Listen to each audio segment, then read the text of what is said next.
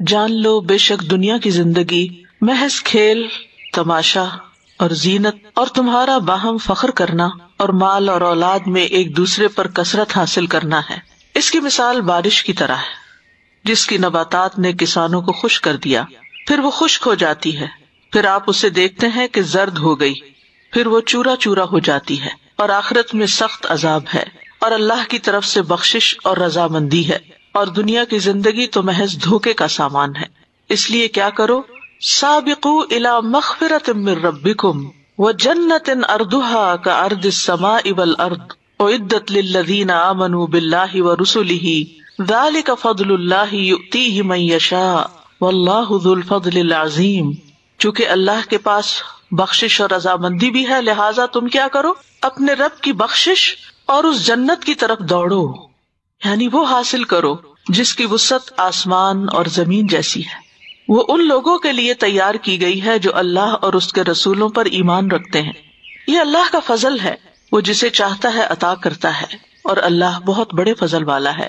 اس مثال کا سیاق و سباق کچھ یوں ہے کہ پچھلی آیات میں اہل جنت اور اہل جہنم کے حالات کا ذکر تھا جو کہ آخرت میں پیش آئے گا اور ہمیشہ کے لیے ہوگا۔ جیسے آیت نمبر 19 میں فرمایا والذین آمنوا باللہ ورسلہ اولئک ھم الصدیقون والشہداء عند ربہم لہم اجرہم ونورہم، اور وہ لوگ جو اللہ اور اس کے رسولوں پر ایمان لائے، یہی لوگ اپنے رب کے ہاں نہایت سچے اور گواہی دینے والے ہیں، ان کے لیے ان کا اجر اور نور ہے۔ اس کے برعکس والذین کفروا وکذبوا بآیاتنا اولئک اصحاب الجحیم، اور وہ لوگ جنہوں نے کفر کیا اور ہماری آیات کو جھٹلا دیا، وہی لوگ جہنم کے ساتھی ہیں۔ چونکہ آخرت کی نعمتوں سے محرومی اور عذاب میں گرفتار ہونے کا بہت بڑا سبب انسان کے لیے دنیا کی فانی لذتوں اور دنیا کے عیش و عشرت میں منہمک ہونا ہے، اس کے اندر غافل ہو جانا ہے۔ اس لیے اگلی آیت میں دنیا فانی جو ہے، فنا ہونے والی دنیا، ختم ہو جانے والی دنیا کا حال بتایا گیا ہے کہ اس میں ایک انسان کس کس سٹیج سے گزرتا ہے اور پھر بالآخر اس کا انجام کیا ہوتا ہے۔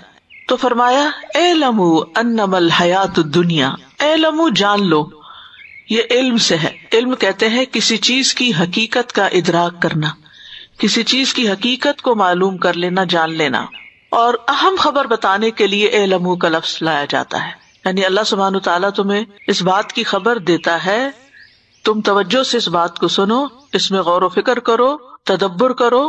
کس بات میں؟ انما الحیات الدنیا، کہ دنیا کی زندگی کی حقیقت کیا ہے۔ انما جو ہے یہ انما کی طرح کلمہ حصر ہے، یعنی اس کے سوا کچھ نہیں، حقیقت بس یہی ہے۔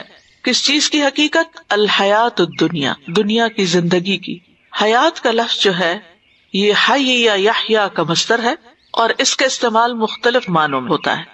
حیات اس قوت نامیہ کو بھی کہتے ہیں، یعنی نشو نما دینے والی، جو حیوانات اور نباتات دونوں کے اندر ہوتی ہے، یعنی وہ قوت جس کی وجہ سے وہ زندہ رہتے ہیں۔ پھر اسی طرح قوت احساس کے لیے بھی یہ لفظ آتا ہے، جیسے وما یستوی الاحیاء ولا الاموات، زندہ اور مردہ برابر نہیں، یعنی مردوں میں حس نہیں ہوتی، زندہ میں احساس ہوتا ہے، اور جو انسان بے حس ہوتا ہے اس کا حال بس یہی ہوتا ہے کہ وہ گویا مردہ ہے، اس کے اندر زندگی نہیں۔